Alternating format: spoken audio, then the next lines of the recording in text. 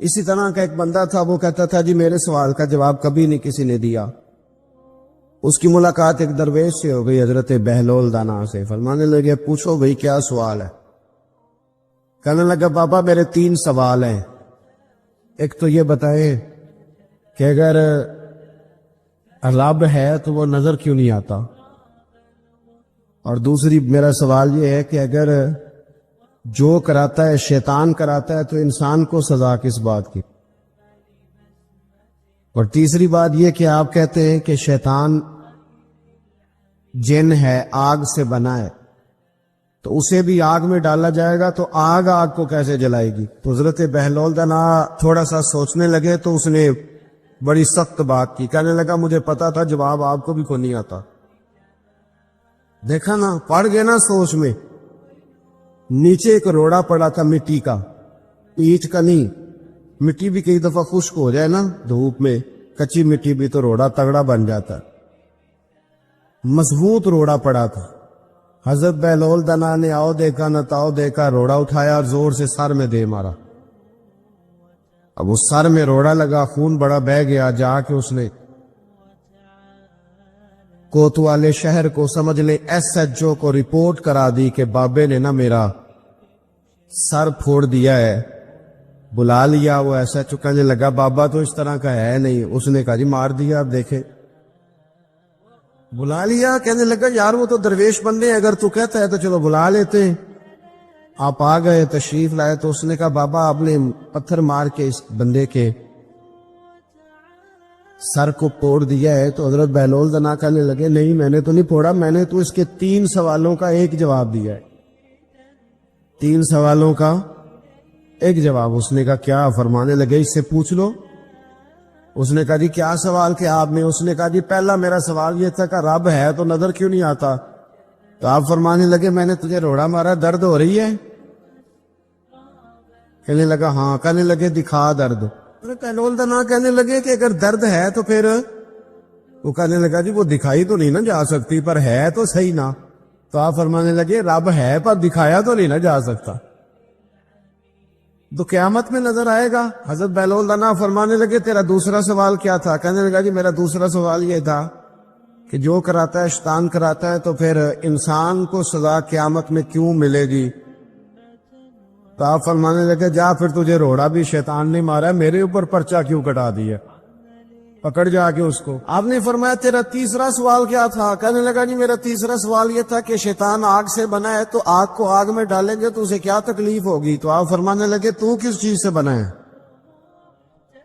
کہنے لگا مٹی سے۔ تو فرمایا میں نے تجھے کیا مارا ہے؟ نہ مٹی۔ فرمایا درد ہوئی ہے؟ کہنے لگا بڑی۔ فرمایا اسے بھی ہوگی۔ ہمارے آج کل کے جتنے امور ہیں ان امور کے اندر دنیا داری غلبہ کرتی چلی جا رہی، ہر کام میں دنیا داری کی آمیزش ہو جاتی ہے، نہ چاہتے ہوئے بھی، نہ ارادہ کرتے ہوئے بھی، بہت ساری جگہوں پہ۔ اور دنیا داری اتنی غالب ہو گئی ہے کہ دنیا ہی دنیا نظر آنے لگ گئی ہے، دنیا ہی دنیا۔ یعنی کوئی چیز کیمرے کی آنکھ سے چھپ نہیں پا رہی، کوئی بات ایسی نہیں جس پر لوگوں کی نظریں نہ ہوں، کوشش کریں۔ اور عجیب بات یہ ہے کہ دنیا داری ہو، دولت ہو تو اس کو چھپا کے رکھا جاتا ہے، اور دین کی کوئی بات ہو اس کو نشر کرنا ضروری سمجھا جاتا ہے تاکہ لوگوں کو میرے تقوی اور میری پرہیزگاری کی خبر جلدی جلدی مل جائے۔ میرے نبی کریم علیہ الصلوۃ والسلام نے خالص اللہ کی رضا کے لیے ہر کام کرنے کا حکم دیا۔ سیدہ عائشہ صدیقہ رضی اللہ تعالیٰ عنہ راوی ہے، الترغیب و ترہیب میں حدیث ہے، پیارے حبیب کریم سید عالم صلی اللہ تعالیٰ علیہ وسلم نے ارشاد فرمایا کہ حضور ایک دن مجمع صحابہ کے مجمع میں حضور نے پوچھا بتاؤ اسلام کی سب سے مضبوط بنیاد کیا ہے؟ ایک صحابی نے کہا یا رسول اللہ نماز پڑھنا۔ 5 وقت لوگ جمع ہوتے ہیں، ایک دوسرے کا حال احوال پوچھتے ہیں، معاملات ہوتے۔ یا رسول اللہ صلی اللہ تعالی علیہ وسلم مضبوط بنیاد ہے اسلام کی نماز پڑھنا، 5 وقت جمع ہونا۔ حضور نے فرمایا بات تمہاری ٹھیک ہے پر تم میری مراد کو نہیں پہنچے۔ عرض کی حضور حج کرنا۔ مختلف رنگ، مختلف نسلیں، مختلف قبیلے، مختلف بولیاں، لیکن جب حج کرنے پہنچے تو لباس بھی ایک ہی ہو گیا، گفتگو بھی ایک ہی، لبیک اللہم لبیک لبیک لا شریک لک لبیک ان الحمد والنعمت لک والملک لا شریک لک لبیک۔ ایک ہی صف میں کھڑے ہو گئے محمود و اجاز، نہ کوئی بندہ رہا نہ کوئی بندہ نواز۔ نبی رحمت سید عالم صلی اللہ علیہ وسلم سے عرض کی حضور یہ حج جو ہے نا اس میں بڑی یکسانیت ہوتی ہے، ہر رنگ ہر نسل کا آدمی ایک تسبیح کے دانے کی طرح ایک جگہ پہ پرو دیا جاتا ہے، تو لگتا ہے یہ اسلام کی مضبوط بنیاد ہے۔ محبوب فرمانے لگے بات تمہاری ٹھیک ہے پر تم میری مراد کو نہیں پہنچے۔ عرض کی حضور پھر زکوٰۃ، صدقات، خیرات اسلام کی مضبوط بنیاد ہے، کیوں؟ وہ اس لیے کہ غریب امیر کو دیتا ہے، امیر غریب کو دیتا ہے، اور غریب امیر سے لیتا ہے تو ایک رشتہ بنتا ہے، ایک تعلق بنتا ہے۔ محسن کا اور احسان مند کا بڑا گہرا رشتہ ہوتا ہے، بڑا ایک دوسرے سے پیار کرتے ہیں، ایک دوسرے کو چاہتے ہیں، ایک دوسرے کے لیے اچھے جملے بولتے ہیں، ایک دوسرے کے لیے ہمیشہ ان کے جذبات ٹھنڈے میٹھے اور اچھے ہوتے، تو لگتا ہے یہ اسلام کی مضبوط بنیاد ہے۔ حضور فرمانے لگے بات تمہاری ٹھیک ہے اور تم میری مراد کو نہیں پہنچے، تو پھر صحابہ عرض کرنے لگے حضور ہماری رعایت فرما دے، پھر ایک رحمت کی نظر کر دے، آپ ہی بتا دیں اسلام کی مضبوط بنیاد کیا ہے۔ تو محبوب فرمانے لگے اسلام کی مضبوط بنیاد ہے اللہ کی رضا کے لیے کسی سے محبت کرنا۔ کس کی رضا کے لیے؟ خالص اللہ کی رضا کی۔ حضرت موسیٰ کلیم اللہ علیہ نبینا علیہ الصلوۃ والسلام پر اللہ کریم نے وحی فرمائی کہ اے موسیٰ، اے میرے کلیم، میرے لیے بھی کوئی کام کیا ہے؟ عرض کی اللہ میں نے نمازیں پڑھی، روزے رکھے، تبلیغ کی۔ فرمایا وہ تو آپ کی ذمہ داریاں تھیں، وہ تو آپ نے اپنے لیے کیا، میرے لیے بھی کچھ کیا ہے؟ رب کریم نے پوچھا موسیٰ میرے لیے بھی کچھ کیا ہے؟ عرض کی اللہ یہ سارا کچھ فرمایا مالک تیرے لیے کیا، کہا یہ تو آپ نے اپنے لیے کیا، آپ کی ذمہ داریوں میں شامل تھا، مالک تیرے لیے کیا ہے؟ فرمایا کسی بندے سے محبت کی ہے کہ یہ اللہ کا بندہ ہے، کسی بندے سے محبت کی ہے کہ یہ اللہ کا بندہ ہے، یا کسی کے ساتھ تمہاری صرف اس لیے ناراضگی ہو کہ یہ اللہ کا نافرمان ہے، اللہ رسول کا دشمن ہے، معاذ اللہ بے ادب ہے؟ میرے بھائی سمجھ لے اچھی طرح اور اپنے دل کے کونے میں یہ بات بٹھا لے کہ زندگی میں جو کام کریں وہ اللہ کی رضا کے لیے، چھوٹا سا بھی خیر کا کام۔ میرے رسول کریم علیہ السلام کا جو سب سے پہلا فرمان ہے نا بخاری میں، وہ یہ ہے کہ انما الاعمال بالنیات، تیرے عمل کا دار و مدار تیری نیت پر ہے، تیرے ارادے پر ہے، بنیاد تمہاری نیت ہے۔ بنیاد یہ ہے کہ تمہارا اندر سے اس کام کے لیے ذوق کیا ہے، شوق کیا ہے۔ اگر وہ بنیاد مضبوط ہے تو پھر عمل کی جو آپ چھت ڈالیں گے وہ ساری چھت بھی مضبوط ہے، لیکن اگر ارادے کچے ہیں، کمزور ہیں، سازشیں ہیں، رنجشیں ہیں، اندر معاملات گڑبڑ ہیں، تو پھر کبھی دیواریں مضبوط ہو سکتی۔ نیتیں اچھی کریں، بڑی سادی مثال، بڑی صاف ستھری، مولا کائنات شیر خدا حضرت علی المرتضیٰ کرم اللہ تعالی وجہ الکریم نا، آپ ایک جگہ جنگ لڑنے کے لیے گئے، جہاد ہو رہا ہے۔ عرب کے جو لوگ ہوتے تھے وہ دشمن کو سزا بڑی سخت دیتے تھے، بعض لوگ مطالبہ بھی کرتے ہیں نا سخت سزا کا۔ ہمارا سرائکی کا ایک شاعر ہے، وہ کہا کرتا ہے جے تانگی ساڑی زندگی تو تے دے سخت سزا تیری جان چھٹے، ساکو مار نہ شاکر کستاں وچ یک لخت مکا تیری جان چھوٹے۔ عرب کے لوگ نا سخت سزا دیتے تھے، سخت، وہ اذیت دیتے، کبھی انگلی کاٹ دیتے، کبھی ہاتھ کاٹ دیتے، مختار سقفی نے جب امام علی مقام رضی اللہ تعالیٰ عنہ کے قاتلوں کو قتل کیا تو زیادہ تر کی گردنیں نہیں کاٹی تھی، بلکہ اس نے ہاتھ پیر کاٹ کے لوگوں کو جنگلوں میں پھینک دیا تھا، تڑپ تڑپ کے لوگ مر گئے۔ اسلام اس اذیت کا قائل ہے۔ اہل عرب اذیت دیتے تھے، بلکہ دشمن جب نڈھال ہو کے گر جاتا تھا نا تو اس پر گھوڑے دوڑا دیتے تھے، گھوڑے دوڑ جاتے تھے اس پر، لاشیں مسک کر دیتے، ناک کان آنکھیں نکال ڈالتے تھے، ٹکڑے کرتے تھے وجود کے، اذیت دیتے تھے۔ تو جب کوئی آدمی کسی کے نرگے میں آ جاتا تھا نا، قابو میں آتا تھا، تو اس کی خواہش ہوتی تھی کہ میں مارنے والے کو غصہ دلاؤں تاکہ مجھے جلدی مار دے، اذیت نہ دے، تکلیف نہ دے، مجھے جلدی مار ڈالے، جلدی قتل کر ڈالے۔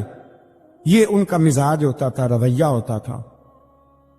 حضرت مولا علی شیر خدا کرم اللہ تعالی وجہ الکریم دشمن پر غالب آ گئے۔ جب غالب ہوئے تو اس نے معاذ اللہ حضرت علی پر تھوک دیا۔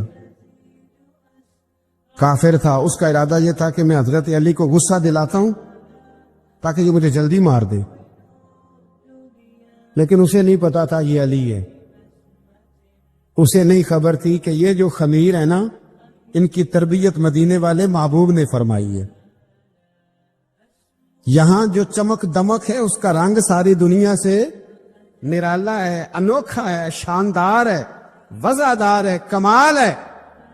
کہا حضرت علی پر معاذ اللہ میں یہ کام کرتا ہوں تاکہ وہ جلدی قتل کر دیں گے، لیکن جب اس نے مولا علی کی طرف یہ نازیبا حرکت کی تو حضرت علی نہ تلوار چھوڑ کے پیچھے ہٹ گئے۔ توجہ کرنا، رزلٹ دیکھنا، مولا علی پیچھے ہٹ گئے اور فرمانے لگے جا تو آزاد ہے۔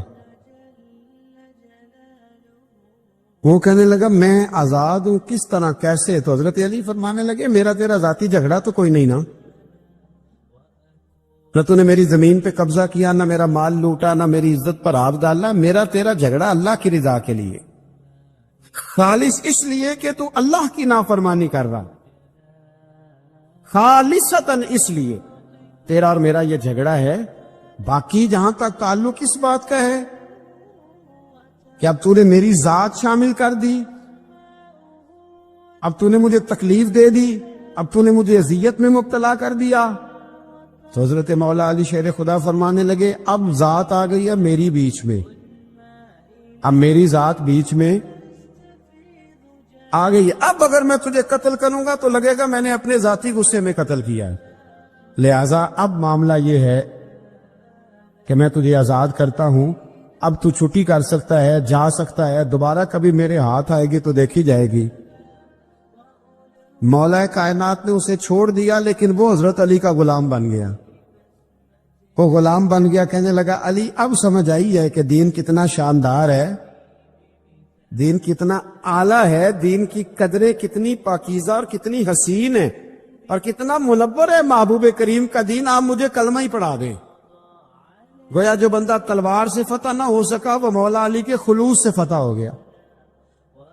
حضرت علی کے خلوص سے، للہیت سے، اللہ کے ساتھ جو ان کا رشتہ تھا، اس رشتے کی برکت سے وہ آدمی فتح ہو گیا۔ میرے بھائی، ہمارے معاملات کے اندر للہیت ختم ہوتی جا رہی ہے، خلوص نہیں رہا، کرامتیں ہیں، کہانیاں ہیں، داستانیں ہیں، الزامات ہیں، جھوٹ ہے، فریب ہے، فراڈ ہے، بڑا کچھ ہے۔ اگر نہیں ہے تو خلوص نہیں ہے، اگر نہیں ہے تو ہمارا اللہ اور اس کے رسول کے ساتھ رضا والا معاملہ نہیں ہے۔ کسی چیز کو اس کی حقیقت کی بجائے ہم تصورات کی دنیا میں جا کے، خیالات، توہمات اور افواہوں کی دنیا میں جا کے اس کو قبول کرتے ہیں۔ یاد رکھو، جن لوگوں کی زندگیاں اللہ کی رضا کے لیے تھی وہ لوگ بڑے اچھے تھے، بڑے خوش بخت تھے، بڑے خوش نصیب تھے۔ انہیں بدر کے میدان میں گردنیں کٹانے میں بھی بڑا ہی مزہ آیا تھا انہیں۔ آپ دیکھیں نا، احد کے میدان میں جانے دینے میں بھی انہیں بڑا مزہ آیا۔ جب آدمی میں خلوص ہوتا ہے تو اس کے لیے جان قربان کرنا بھی آسان ہو جاتا ہے، لیکن جب خلوص نہیں ہوتا پھر گفتگو ہوتی ہے، پھر باتیں ہوتی ہیں، پھر داستانیں ہوتی ہیں، پھر کہانیاں ہوتی ہیں، پھر لب و لہجہ ہوتا ہے، پھر منصوبہ سازی ہوتی ہے، پھر ہیلے بہانے، پھر سورے کبرے جوڑ کے لوگ کہانیاں اور داستانیں بناتے ہیں۔ خلوص اور للہیت کے ساتھ اللہ کی بارگاہ میں جھکے، عبادتوں کا، ریاضتوں کا، تلاوتوں کا جتنا اللہ ہمیں موقع دیتا ہے اس میں خلوص شامل کرنے کی کوشش کریں، للہیت شامل کرنے کی کوشش کریں، اللہ کی رضا شامل کرنے کی کوشش کریں۔ میرے نبی رحمت صلی اللہ تعالی علیہ وسلم نا حضرت معاذ ابن جبل کو جب یمن کے لیے روانہ کرنے لگے تو رسول پاک علیہ السلام نے بڑی نصیحتیں فرمائیں۔ ان نصیحتوں میں درد بڑا تھا، کیوں؟ اس لیے کہ حضور نے انہیں بتلایا تھا کہ جب تم واپس آؤ گے تو میری تمہاری ملاقات نہیں ہوگی، تم میری قبر سے گزرو گے۔ اکھاں جدوں میٹیاں زمانہ مینوں روے گا، اپنا تے اپنا بیگانہ مینوں روے گا، جدوں نہ میں دسیا میں خاراں نوں میں خانے وچ، جام ٹوٹ جان گے تے میں خانہ مینوں روے گا۔ کئی لک لک رون گے تے کئی بک بک رون گے، گلیاں دا ایانا تے سیانا مینوں روے گا۔ اور کیا خوبصورت بات انہوں نے کہی تھی، مجھے بڑی پسند ہے، کہنے لگے بے قدراں کچھ قدر نہ جاتی، او کیتی خوب تسلی ہو، اے دنیا دار پجاری زر دے کتیاں دے گل ٹلی ہو۔ بک بک روسن اکھیاں تکیو ویک حویلی کلی ہو، تے کوچ نصیر اساں جدو کیتی پھر پہ جانی تھرتھلی ہو۔ کوچ نصیر اساں جدو کیتی پھر پہ جانی، پھر کمال ہو جائے گی۔ بعد مرن دے مکھڑا میرا ہو جاوے جے تازہ، پھر سمجھ لینا محبوب میرے نے آن پڑے ہے جنازہ۔ حضرت معاذ ابن جبل رضی اللہ تعالیٰ عنہ سے حضور نے فرمایا، معاذ جب تم واپس گزرو گے نا تو میری قبر کے پاس سے گزرو گے، ملاقات نہیں ہوگی۔ تو وہ جو نصیحتیں تھی نا اس موقع پر، جب آپ گویا کسی سے آخری ملاقات کر رہے ہوتے، ان نصیحتوں کے اندر جو حسن ہوتا ہے، کمال ہوتا ہے، وہ تو جاتے جاتے کی بات، لے سجنا اساں توڑ نبھائی جان ہی دتی راہ تیرے، وہ جو جاتے جاتے کی گفتگو ہوتی ہے، وہ جو انداز ہوتا ہے، وہ بڑا کمال ہوتا ہے۔ اور اس کی گہرائی اور گہرائی کو وہ سمجھ سکتا ہے جس کو وہ لمحے میسر آتے، جو اس وقت اس مقام پہ کھڑا ہوتا ہے۔ حضرت معاذ ابن جبل رضی اللہ تعالیٰ عنہ تڑپ کے روئے کہ حضور کیا فرما رہے ہیں؟ حضور کوئی خاص نصیحت؟ تو نبی پاک نے بڑا کچھ فرمایا۔ ایک جملہ حضور نے یہ کہا، معاذ عمل جتنا بھی کرنا خلوص کے ساتھ کرنا۔ اور محبوب نے فرمایا، تیرا خلوص کے ساتھ کیا ہوا تھوڑا عمل بھی رب کی بارگاہ میں زیادہ بنا کے تیرے لیے ذریعہ نجات بن جائے گا۔ جتنا بھی کرنا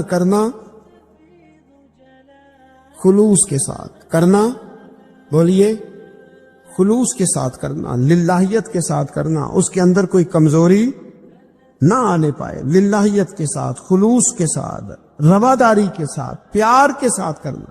میرے بھائیوں، یہ سمجھنے کا مقام ہوتا ہے